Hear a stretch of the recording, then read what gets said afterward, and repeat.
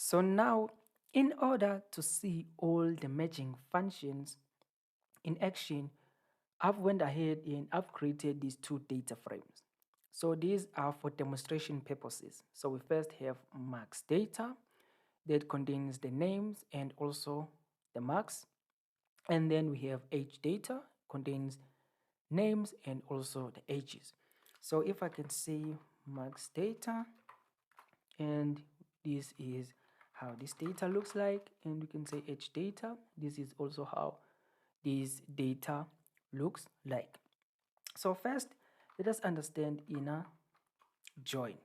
Okay, so what inner join does is that it will return only matching rows that between these two data frames.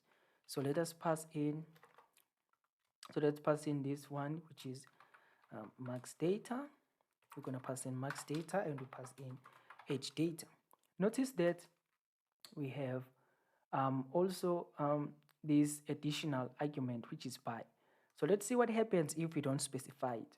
So if we don't specify by, you see what is going to happen is that the joining will be by name, right? So even if we do not specify by name, because name is a common column, or is the column variable between these two data frames, so inner join will execute without giving us an error.